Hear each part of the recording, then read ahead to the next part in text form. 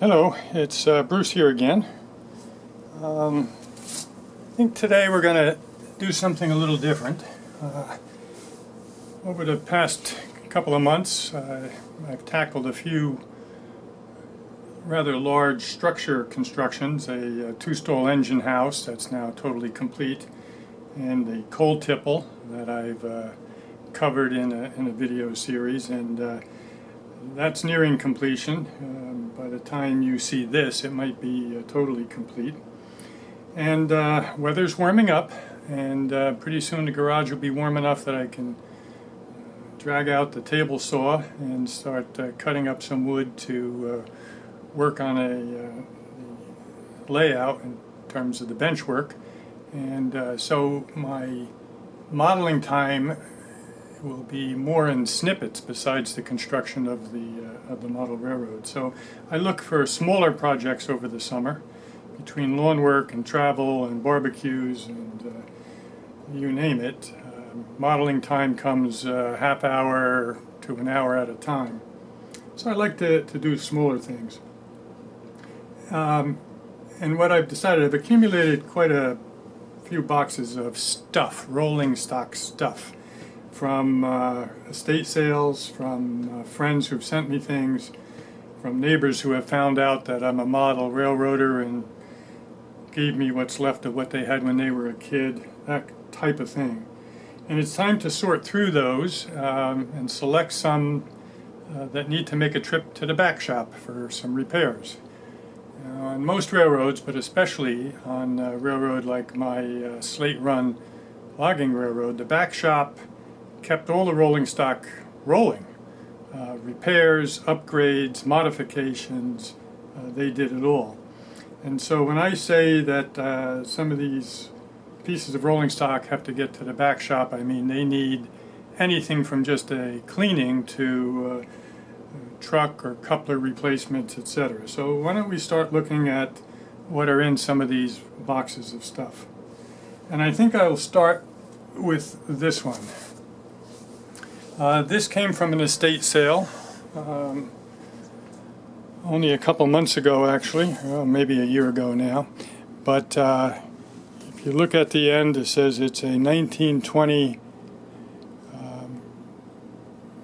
two-dome tank car. Now, this was on a table with a bunch of plastic rolling stock kits, rather inexpensive examples. Most of them had horn hook couplers, and I have so much of that stuff, that didn't interest me. I wasn't going to buy any more. He had loads of track. I got all excited at first because I am, building my railroad, and I looked, and it was all the older brass rails, and I didn't want to get into that. So I was about ready to leave when I saw this box, which drew my eye, and I looked inside, and it didn't even dawn on me that I was looking at a brass model at the time, but I said, oh, that's a nice model. It was priced under $10, and so I bought it. When I got it home and I took it out, I realized it was brass. I'll take it out and we'll take a look at this. So it's very nicely detailed. It has KD couplers on it. All of the details are in place. Nothing is missing on it. The wheels work fine. I'll just check to make sure that they are metal wheel sets and not plastic. I'll check the coupler height, and pretty much it's ready to roll, except, and I know we all have our own railroads, so we can do whatever we want with them. And this gentleman, when he got this kit, also bought some decals for BASF Wyandotte. Now that's a Michigan-based chemical company, and there's a good chance that this gentleman worked for BASF Wyandotte, and that's why it was special to him. But I have no such industry on my layout. I see using this primarily on the slate run, which will service wood chemical factories, which would use tank cars, and an oil refinery of the time period. So what I want to do is get those decals off of there, and I think they'll come off easy because of what I see on this side where, part of the decal is missing. So I'm going to put this in the pile of what I will work on this summer. I will get those decals off and tidy up any paint that's on it and get it ready for my layout. On the bottom of the box when I got it home, I found a receipt. That's always kind of neat when you find something like that. And I saw that he bought it in June 19th of 1976, that it cost him $38, and he got couplers for $1.65 and some decals for 78 cents, and I'm going to keep that because that's kind of neat. So I'll put this back in the box, but this is going to be taking a trip to the back shop. So some of the ones we look at I will work on, and others put off to the side yet again. But that one goes to the back shop this summer. Now fast forward to another estate sale. This one I saw listed online. What caught my attention was there were 3 brass Locomotive kits from Joe Works. Narrow gauge stuff in kit form, and I offered to pay the price they were asking, and when I went to pick it up they threw in a bunch of other stuff. It was a neighbor who was helping a widow divest herself of what was left of her husband's train collection and so forth, and I was certainly appreciative in getting the extras. And one was this Ambroid 1 of 5,000 ACL phosphate car. Now, I think many of us who have been in the hobby for a while, you are aware of the Ambroid line of wood kits. And this one dates back to when it was owned by Ambroid. And the kit is almost complete.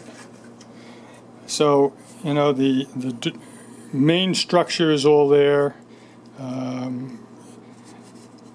He was getting down to the coupler boxes are glued on, but there's no couplers. Some things are missing off the side, ladders. What else? The trucks are in here, so I'll look at them, clean them up, see if I want to use those or use another set. The roof walk is here, but is no longer glued on, so I'll take care of that and add the end support. So this one's going to need some time in the back shop, and I'm anxious to do this one because it's kind of a neat kit and something different on your layout. And so we'll put that one in the yes, I will do it this summer pile. In that same group of things I got from that estate sale were a bunch of rolling stock that is styrene, and again various levels of completion. Here the no couplers, trucks are missing, very dirty at this point. We just need a washing, a new set of trucks. I don't know whether I'll get to that one this summer, but it's a nice model. Some of these plastic models, once I get them cleaned up and looking presentable, I'm going to try to donate them to a club that has younger, teenage or whatever members. There was one like that in New Jersey. I could reach out and see whether they're still active and would like a donation. This is a nice tank car in pretty good shape. The couplers are on there, the trucks are on there, probably plastic wheel sets that would have to be replaced. I see that the handrails going around the side have been broken. I'll have to fix that. But other than that, that's not in too bad shape. Southern Pacific boxcar, great for the kids. Again, what I would do is give it a running over, a cleaning, probably put metal wheel sets on for them.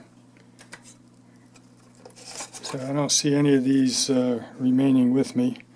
Another boxcar, missing trucks and couplers. Santa Fe stock car, missing same things, couplers, trucks. good for the kids if I get it working. Eagle merchandise services I might keep. I don't have one quite like that. I think needs couplers, some cleaning up on the trucks, new wheel sets maybe, good washing. I'm going to put that down with the ones that I'll get to. And this is probably the most interesting one in the box. Has quite a bit of decal on the underside. It has one coupler but not the other. Has a pair of wheel sets, but I'm not sure I'll use them. I'll clean them up and see how they behave. All the truss rods are there and in shape. Those are, I don't know who made this kit. I don't see a name on it, but it's certainly a step up from what we had been looking at. Missing right now the roof walk and vents and a few things. The roof walk was in the box, so I can get that on. I can clean this one up and make it look good, and it's an interesting piece of rolling stock. Maybe paint it, letter it. So we'll put that in the yes, we will do it. All right, so that's 4 things for yes right now, and the rest of these can go back in this box until I find a youth group that can get some use out of them. Or a new modeler starting out, even if it's not a youth. Might be happy to get that rolling stock. All right, same group. First I thought I was getting another one of these sanding facilities and oil facilities that passed through so many different hands over the years. Back here, Revel made it. The one I bought was IHC.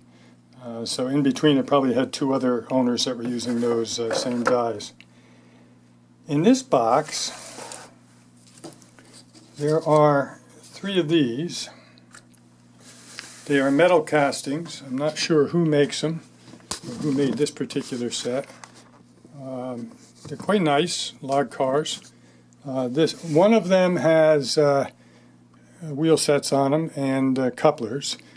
And this one has couplers but no wheel sets, and this has neither. It had coupler boxes on at one point, but they're kind of broken. So I'll tackle those because I can use those on the layout and get them up on trucks and good couplers, put some log loads in, and they'll look good. So we'll do that as a batch of 3, and we'll work on that. This box also has 2 narrow gauge decks in there. Flat car, plastic, that has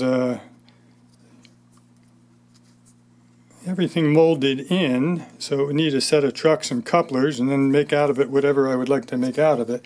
And what I might make out of it, since this tank was in there, if I can get that cleaned up, I might end up making it into a period appropriate tank car mounted on the flat car.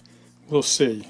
This is missing its dome and a few other things, but I think I can fabricate those. If I can get this cleaned up good, we'll see how that one works out. Otherwise, I'll make something else out of that flat car, but we'll see. Put that down on the yes, I'll look at that. This one's actually more interesting. This is styrene, I guess, base. It's got a set of truss rods on it. It has the bolsters, but one of them is mounted crooked, so I'd have to pop it off and get those mounted straight. Mount some couplers, clean it up, and see what I can mount on top of that. But once you have a flat car, you can do a lot of things with it. And that's about it. There is this shell for a for an ore car, but I'm not sure whether I'll do anything with that or not. But those 2 narrow gauge ones there I'll add to my list of projects for this summer. So we're up to 2, 4, 3 log cars is 7, and those 2 narrow gauge, 8, 9. A couple more and we're good, if I can get them all done. These 3 came from a friend of mine, Russ Panecki, who, when he heard I was going into HON3, sent me a bunch of his old cars. Most of them very nice. Many of them damaged. Some in the packaging to get to me, and I guess some before. But all worth renovation. So here's a very nice gondola. It has truss rods, but one of them, the truss rod is still there, this outside truss rod, but the supports are gone, so I'll have to get some new supports. It has one truck, but not the other. It doesn't have any couplers. Grab irons are all in place. Stirrup steps are all in place, so this will not be a difficult repair in the back shop, so I'll get to that. And almost matching it, well, not really, it's a different style, but Colorado and Southern, another gondola. Both trucks are there, but only two of the wheel sets are there. One coupler, both couplers look good. Grab irons look good. Problem with the on this end. Problem with the brake wheel and the brake rod there. That has to be fixed. But again, simple repairs. This one I can get up and running rather easily. And this one is missing its couplers. It's got both wheel sets that would have to be cleaned up. Good cleaning and some couplers, and this can hit the road again. So another one. So what do we got there? We got the Ambroid and the Ambroid and the tank, brass tank car. These two kits that came out of the box of plastic, and 1, 2, 3, 4, 5 narrow gauge and the standard gauge log cars. So that'll be my summer projects when I can eke an hour here and an hour there, and I'll probably do a video update as some of these get completed. So you'll see them again, hopefully in better shape. Okay, thanks for watching. If you enjoyed the video, give it a like, and if you enjoy my line of videos, subscribe. Talk to you again.